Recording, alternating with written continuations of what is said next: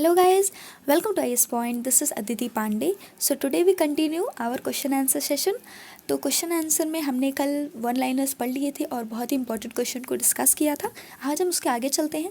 तो हमारा next question है, मारियान और जार्मनिया कौन थे, जिस तरह उन्हें चित्रित किया गया है उसका क्या महत्व था। तो ये जानते हैं। फ्रांसीसी क्रांति के समय कलाकारों ने स्वतंत्रता, न्याय और गणतंत्र जैसे विचारों को व्यक्त करने के लिए नारी प्रतीकों का सहारा लिया। इनमें मारियान और जार्मनिया अधिक प्रसिद्ध हैं। मारियान यह लोकप्रिय ईसाई नाम है, अतः फ्रांस ने अपने स्वतंत्रता के नारी प्रतीक को यही नाम दिया। यह छवि जन राष्ट्र के विचार का प्रतीक थी। इसके चिन्ह स्वतंत्रता और गणतंत्र के प्रतीक लाल टोपी, तिरंगा और कालगी थे। मारियान की प्रतिमाएं सार्वजनिक चौराहों पर अति महत्वपूर्ण स्थानों पर लगाई गई ताकि जनता को राष्ट्रीय एकता और राष्ट्रीय प्रतीक की याद आती रहे और वह उससे अपनी तादात्म्य यानी कि तालमेल स्थापित कर सके। मारियान की छवि सिक्कों व डाक टिकटों पर भी अंकित की गई थी। मारियान तो हमने जान लिया। हम जानते हैं जार्मनिया कौन है। जार्मनिया यह एक जर्मन राष्ट्र की नारी रूपक थी। चाक्षुष अभिव्यक्तियों ने वह बलूत वृक्ष के पत्तों को मुकुट पहनती थी, क्योंकि जर्मनी में बलूत वीरता का प्रतीक है। उसने हाथ में जो तलवार पकड़ी हुई थी उस पर यह लिखा हुआ है, जर्मन तलवार जर्मन राइन की रक्षा करती है। इस प्रकार जार्मेनिया जर्मनी में स्वतंत्रता, न्याय और गणतंत्र की प्रतीक बनकर उभरी और ये एक नारी छवि थी। नेक्स्ट क्वेश्चन है हमारा, हम दूसरे चैप्टर पे आ चुके हैं, यूरोप में राष्ट्रवाद। तो इस चैप्टर में भी बहुत इंपॉर्टेंट क्वेश्चंस हैं, आप इन्हें देख सकते हैं। अगर आपको लिखना है तो आप इसे सुन के लिख भी सकते हैं, या फिर स्क्रीन पे आपको दिख रहा होगा तो आप इसे नोट डाउन कर लीजिएगा। तो इसमें मोस्टली क्वेश्चन पूछा जाता है कि निम्न पे टिप्पणी कीजिए। पहला है, उपनिवेशकारों के सभ्यता मिशन का क्या अर्थ था, और दूसरा है हुइन फू सो। वैसे काफ़ी यूनिक लग रहा है, तो आइए देखते हैं क्या है ये। उपनिवेशकारों के सभ्यता मिशन का क्या अर्थ था। तो उपनिवेशवाद में आर्थिक शोषण के अतिरिक्त उपनिवेशों को सभ्य बनाने का विचार भी काम कर रहा था। जिस तरह भारत के अंग्रेज ये दावा करते थे, उसी प्रकार फ्रांसीसियों का दावा था कि वियतनाम के लोगों को आधुनिक सभ्यता से परिचित करा रहे हैं।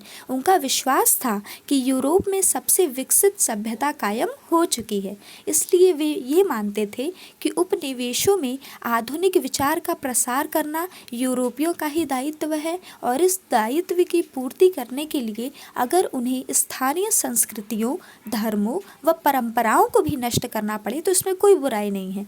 वैसे भी यूरोपीय शासक इन संस्कृति और परंपराओं को पुराना व बेकार मानते थे। उन्हें लगता था कि ये जो चीज़ें हैं ये आधुनिक विकास को रोकती हैं। जैसे वो न्यू थे तो उन्हें लगता था कि यदि हमें आगे बढ़ना है, ये भी कहीं ना कहीं सही बात है कि अगर हमने आगे बढ़ने की चेष्टा नहीं की होती तो कहाँ ही पढ़ाई संभव हो पाती, नहीं हो पाती ना। पहले के लोग कहाँ इतना पढ़ते थे, एग्रीकल्चर पे ही बेसिस थे, वहीं कृषि में ही उनका जीवन था, गांव में ही रहते थे। पर हम आगे बढ़े, हमने कुछ स्टेप्स लिए। तो जीवन में आगे जाना है तो आपको रिस्क लेना ही पड़ता है, ये कहीं भी गलत नहीं कहा जाएगा, ठीक है। अगर आपको आगे बढ़ना है तो आप रिस्क लेंगे, उसमें फेलियर मिले या फिर सक्सेस, ये तो टाइम पे डिपेंड करता है और कहीं ना कहीं फ्यूचर में डिपेंड करता है। लेकिन आप कोशिश भी नहीं करें, ये तो गलत बात होती है। उसी तरीके से आपको जब आप रोज़ करंट अफेयर्स पढ़ते हैं तो आपके मन में यही आता है ना कि अरे पता नहीं इसके क्वेश्चंस आएंगे भी कि नहीं। तो ये भी तो एक रिस्क है ना। इस बार के पेपर में कितने कम क्वेश्चंस आए थे करंट अफेयर के, 2020 के पेपर की मैं बात कर रही हूँ, तो काफ़ी ज़्यादा कम क्वेश्चंस आए थे। लेकिन हमने पूरा पढ़ा था, लाइक हम एक एक लाइन करंट अफेयर के पढ़ते हैं, क्यों, वो भी तो एक रिस्क है ना। तो अगर आप लाइफ में रिस्क नहीं लेते हैं तो आपको सक्सेस नहीं मिलने वाली है। तो रिस्क लेना सीखिए और मोटिवेट होके पढ़ते रहिए। आई नो टाइम बहुत डिफ़िकल्ट है, इस टाइम मोटिवेशन रखना थोड़ा मुश्किल हो रहा है, लेकिन ज़रूरी भी यही है। और एक ना एक दिन आपको लगेगा कि हाँ, अच्छा किया मैंने जो उस दिन पढ़ा, अच्छा किया मैंने उस दिन जो टाइम पास नहीं किया, अच्छा किया मैंने उस दिन जो बुक्स को अपनी फ्रेंड बनाया, बुक्स को अपना दोस्त बनाया, पूरा टाइम दिया अपने करियर को, तभी जाकर आज मैं यहाँ पर हूँ और हैप्पी हूँ, ठीक है। तो नेक्स्ट है आपका हुइन फू सो। हुइन फू सो क्या होता है? हुआ हुआ सॉरी हाउ हाउ नहीं सॉरी हुआ एंड हाउ दोनों मिक्स हो गया है। तो हुआ एंड हाउ आंदोलन के संस्थापक थे।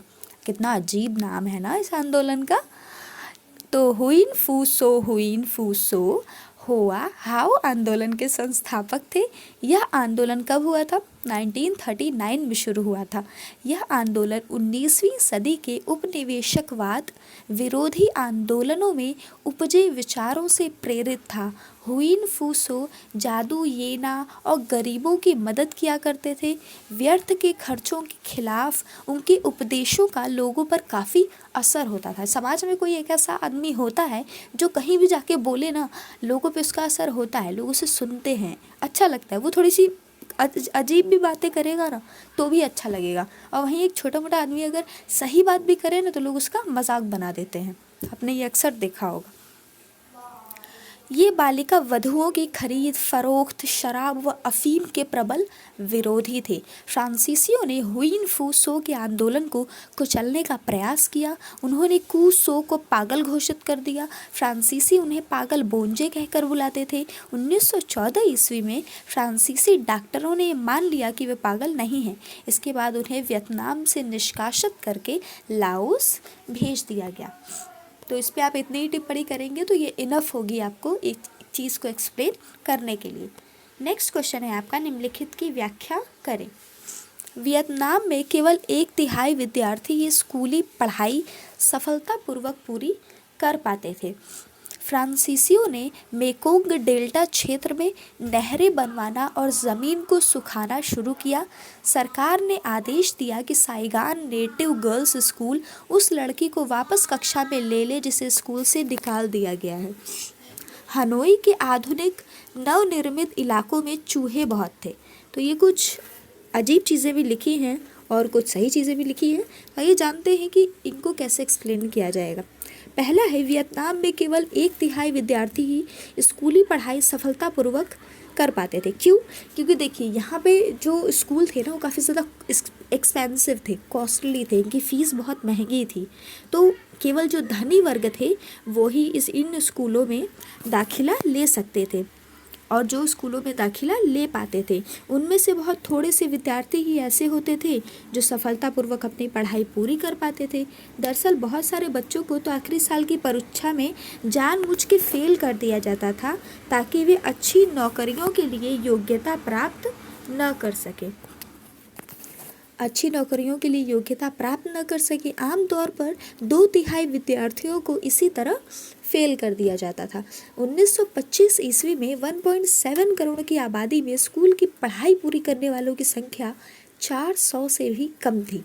नेक्स्ट लाइन है, फ्रांसीसियों ने वियतनाम के मैकोंग डेल्टा इलाके में खेती बढ़ाने के लिए सबसे पहले वहाँ पे नहरें बनवाई, फिर ज़मीनों को सुखाने के लिए जल निकासी का प्रबंध शुरू किया, सिंचाई की विशाल व्यवस्था बनाई तथा नई नहरें और जल धाराएं बनाई। ज़्यादातर लोगों को ज़बरदस्ती काम पर लगाकर निर्मित की गई इस व्यवस्था से चावल के उत्पादन में वृद्धि हुई। तीसरा है, आइए पहले तीसरा टॉपिक पढ़ते हैं। क्या था? सरकार ने आदेश दिया कि नेटिव गर्ल्स में उस लड़की को वापस लिया जाए जिसे स्कूल से निकाल दिया गया है। तो 1926 ईस्वी में साइगान नेटिव गर्ल्स में एक बड़ा आंदोलन हुआ। यह आंदोलन तब शुरू हुआ जब एक कक्षा में अगली सीट पर बैठी वियतनामी लड़की को पिछली कतार में जाकर बैठने को कहा गया, क्योंकि अगली सीट पर एक फ्रांसीसी को बैठना था। तो वियतनामी लड़की ने सीट छोड़ने से इनकार कर दिया। स्कूल का प्रिंसिपल एक फ्रांसीसी था, इसीलिए उसने इस लड़की को निकाल दिया। अन्य विद्यार्थियों ने भी जब प्रिंसिपल का विरोध किया तो ये मामला बहुत फैल गया, हालात बेकाबू होने लगे। तो इसीलिए सरकार ने आदेश दिया कि उस लड़की को दोबारा स्कूल में वापस ले लिया जाए।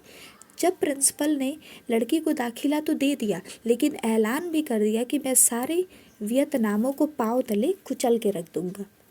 नेक्स्ट है आपका, हनोई के फ्रांसीसी आबादी वाले हिस्से को एक खूबसूरत और साफ़ सुथरे शहर के रूप में बनाया गया था। वहाँ चौड़ी सड़कें थी, जल निकासी की भी जो व्यवस्था थी बहुत अच्छी थी। शहर के आधुनिक भाग में काफ़ी विशाल सीवर आधुनिकता का प्रतीक थे। यहाँ पे चूहे को पनपने के लिए आदर्श स्थान साबित हुए। ये सीवर चूहों को निर्बाध आवाजाही के लिए भी उचित थे। इनमें चलते हुए चूहे पूरे शहर में बेखटके घूमते रहते थे। तो इस तरीके से चारों लाइन एक्सप्लेन हो गई।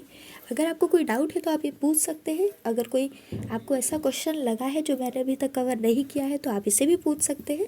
And thank you so much for watching. अगर आपको वीडियो अच्छा लगा तो लाइक कर दीजिए और हमारे चैनल को सब्सक्राइब कीजिएगा। अगर आप आईज पॉइंट के व्हाट्सएप ग्रुप में नहीं हैं तो आप अपना नंबर यहाँ पर दे सकते हैं, आपको ऐड कर लिया जाएगा।